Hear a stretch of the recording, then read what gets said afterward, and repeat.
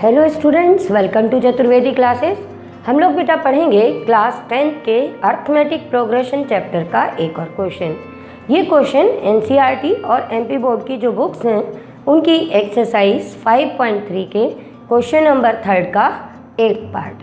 ठीक है बेटा, अब इस क्वेश्चन के कई पार्ट्स हम लोग सॉल्व कर चुके हैं, तो हमको थोड़ा आइडिया हो गया है कि हमारे पास में यहाँ पे जो गिवन इन्फॉर्मेशन है उससे हमारे को कोई भी दो वेरिएबल्स निकालने होते हैं। ठीक है, या सम ऑफ एन टर्म्स निकालनी होती है या एन टर्म निकालनी होती है। इस क्वेश्चन में क्या दिया है जल्दी से देख लेते हैं। इसमें दिया है कि in an A P given है हमारे पास में कि ए एन की वैल्यू 4 है, डी की वैल्यू 2 है और एस एन हमारा -14 है। तो हमको क्या फाइंड करना है? हमको फाइंड करना है एन एंड ए की वैल्यू। ठीक है बेटा, तो एन एंड ए की वैल्यू फाइंड करना है। तो हम ये कहाँ से फाइंड करेंगे बेटा? एक तो अपने पास में ए एन की वैल्यू दी है, एक एस एन की दी है और एक डी की दी है। तो हम क्या करेंगे, पहले ए एन को यूज़ करेंगे, उसके साथ में उसका फॉर्मूला यूज़ करेंगे, फिर एस एन का करेंगे और फिर उनको सॉल्व करके अपनी वैल्यूज़ निकाल लेंगे। ठीक है, कैसे करना है चलो फटाफट शुरू करते हैं हम लोग। तो हमने जैसे कहा कि हम स्टार्ट कहाँ से करेंगे, ए एन से। तो हम पहले लिख देंगे कि we have a n is equal to 4। तो ए एन के नीचे इसका फॉर्मूला लिख देना, a plus n minus 1 into d equal में 4। ए आपको मालूम नहीं है, n minus 1 as it is, d की वैल्यू मालूम है बेटा 2, तो ये लिख दी हमने। तो ये बन गया अपने पास में a plus 2n minus 2 is equal to 4, a plus 2n is equal to 6। ठीक है, तो ये लीनियर इक्वेशन बन गई हमारी 2 वेरिएबल में। सेम एज हम एस एन के साथ में करेंगे। ठीक है, अब S n is equal to लिख देना -14। एस एन के नीचे एस एन का formula n/2 2a plus n minus 1 into d. पहले डी लिखना है अपने को, इक्वल में -14। इसको सॉल्व किया बेटा, n/2 2a plus n minus 1, D की वैल्यू आपने 2 लिखी, इक्वल में लिख दूँ -14। ठीक है, यहाँ पे 2 कॉमन दिख रहा है तो 2 कॉमन ले लो, तो ये आ जाएगा 2n/2। ये आ गया आपका a plus n minus 1 equal में -14। 2 से 2 कैंसिल कर दूँ। अब इसके बाद में आप आगे सॉल्व करोगे तो यहाँ पर आपको वैसे अगर n से इसे मल्टीप्लाई कर दोगे तो ये एक क्वाड्रेटिक बन जाएगी आपकी n में। पर एक काम करो, यहाँ से a की वैल्यू निकाल के यहाँ पे सब्सटीट्यूट कर दो, तो तब अपनी पूरी की पूरी केवल n में क्वाड्रेटिक बन जाएगी और उसको हम इजीली सॉल्व कर लेंगे। ठीक है, तो ये यहाँ पर आप चाहो तो डायरेक्ट लिख सकते हो या पहले इसी को कंटिन्यू कर दो कि ये a plus n minus 1 is equal to -14 और इसको इक्वेशन 2 लिख देना। फिर लिख देना कि फ्रॉम इक्वेशन फर्स्ट a की वैल्यू फाइंड कर लेना। चलो अब हम लोग यही काम करते हैं। सबसे पहले ये इक्वेशन फर्स्ट हमने अपनी नीचे लिखी रहने दी अभी, क्योंकि इसकी ज़रूरत है। तो अब हम लिख देंगे फ्रॉम इक्वेशन फर्स्ट a की वैल्यू क्या है बेटा अपनी 6 माइनस 2n। तो अब हम लिख देंगे कि substituting this value of a in equation second we get. देखो 2 वेरिएबल की इक्वेशंस हैं, 2 इक्वेशन हैं, तो इनको हम सब्सटीट्यूशन एलिमिनेशन किसी ना किसी मेथड से तो सॉल्व करेंगे, पर यहाँ पे अपने लिए कन्वीनियंट है सब्सटीट्यूशन मेथड, तो हमने वो यूज़ किया।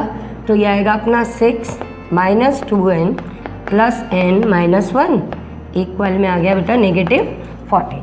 तो अब जो मैं बात तुम लोग से कह रही थी, तुम लोग को देखने लगा होगा कि ये 6 माइनस 1 डायरेक्ट 5 हो गया, ये -n plus n minus n हो गया, इक्वल में आ गया -14। और जब अब इसको हम n से मल्टीप्लाई कर देंगे तो ये अपने पास में आ जाएगा 5n minus n square is equal to -14 और ये हमारी इक्वेशन बन गई n square minus 5n minus 14 is equal to 0। समझ में आया? हमने क्या किया कि अपनी दोनों इक्वेशन बनाई और उनको सब्स्टिट्यूशन मेथड से सॉल्व किया, तो ये अपने पास में क्वाड्रेटिक बन गई। और अभी अभी आप क्वाड्रेटिक फॉर्मूला सीख कर आए हो, चैप्टर 4 कंप्लीट किया है ना बेटा। तो चैप्टर 4 में हमने देखा था कि क्वाड्रेटिक इक्वेशन को सॉल्व करने के लिए हमारे पास में ईजीएस्ट वे क्या है कि हम क्वाड्रेटिक फॉर्मूला अपना यूज़ कर लें, क्योंकि क्वाड्रेटिक फॉर्मूले में हमारे पास में आसानी क्या रहती है कि फटाफट वैल्यूज़ डालो, सॉल्व कर लो। वैसे अगर आपको फैक्टराइजेशन इजी लगता है या कंप्लीटिंग द स्क्वायर, आप जिससे चाहो उससे कर सकते हो, ठीक है। तो अब हमको मालूम है कि क्वाड्रेटिक फॉर्मूला यूज़ करने के लिए सबसे पहले अपन क्या करेंगे, इसको कंपेयर कर देंगे। Comparing with ax square plus b x plus c is equal to 0, क्योंकि क्वाड्रेटिक फॉर्मूले के लिए आपको ये वैल्यूज़ चाहिए ना बेटा। तो यहाँ पर a की वैल्यू आ गई 1, b की वैल्यू आ जाएगी -5 और c की वैल्यू -14, ठीक है। फॉर्मूला यूज़ करने से पहले अपन क्या निकालते हैं हमेशा, discriminant means b square minus 4ac। तो ये अब हम वैल्यूज़ लिख देंगे। तो ये -5 का स्क्वायर 4a और c की वैल्यू क्या है अपनी -14, ठीक है। तो 5 का स्क्वायर आ गया अपना 25 प्लस ये 14 4 जा होगा अपना 56, ये ऐड कर दिया हमने तो ये आ गया बेटा अपना 81, ठीक है। अब ये 81 आ गया, अपने को दिख गया पॉजिटिव नंबर है, मीन्स हम अपना क्वाड्रेटिक फॉर्मूला यूज़ कर सकते हैं। और हमने जो इक्वेशन, अच्छा बेटा इससे ये भी पता चल गया कि हमने ये जो इक्वेशन फॉर्म की है वो सही है। क्यों? क्योंकि अगर हम कह रहे हैं ये एक AP है, मीन्स इसकी नंबर ऑफ टर्म्स होंगी, नंबर ऑफ टर्म्स होंगी मतलब ये जो क्वाड्रेटिक बनेगी इसके प्रॉपर सॉल्यूशंस हमको मिलेंगे। और वो भी कैसे मिलेंगे, यूनिक मिलेंगे। तो यूनिक रियल नंबर्स मिलेंगे। अब रियल नंबर्स तभी मिलेंगे जब अपने पास में डिस्क्रिमिनेंट कैसा आए बेटा, या तो पॉजिटिव है या 0 है। तो इससे D से ये भी पता चल गया कि हमारी ये जो इक्वेशन फॉर्म हुई है ये बिल्कुल सही है। तो अब अपने पास में D निकालने के लिए हम क्या वो n फाइंड करने के लिए लिख देंगे यूजिंग क्वाड्रेटिक फॉर्मूला।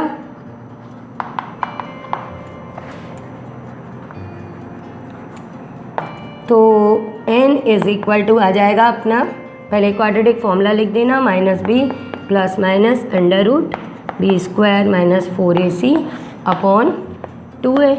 अब ये अपने पास में b की वैल्यू क्या है, -5, ये अपना n फाइंड हो रहा है, प्लस माइनस ये हम वैल्यू निकाल चुके हैं, √81 डिवाइडेड बाय 2 इंटू a। तो ये आ गया 5 प्लस माइनस 9 अपॉन 2, ठीक है। इसको और सॉल्व किया हमने, तो ये सॉल्व करने पर हमारे पास में, अच्छा अब सॉल्व करेंगे तो हम वैसे ही करेंगे taking positive sign negative sign, ठीक है। तो टेकिंग पॉजिटिव साइन, तो जब पॉजिटिव साइन लेंगे तो ये आएगा 5 प्लस 9 अपॉन 2 यानी 14 अपॉन 2 और ये क्या आ गया 7, ठीक है बेटा। अब इसके बाद नेगेटिव साइन लेके वैल्यू निकालेंगे। तो अब हम लिखेंगे टेकिंग नेगेटिव साइन। तो जब हम नेगेटिव साइन लेंगे तो n की वैल्यू आ जाएगी 5 माइनस 9 अपॉन 2 -4 अपॉन 2 -2। अब हम जानते हैं नंबर ऑफ टर्म्स कभी नेगेटिव नहीं आ सकती, तो हम ये लिख देंगे कि विच इज़ इम्पॉसिबल।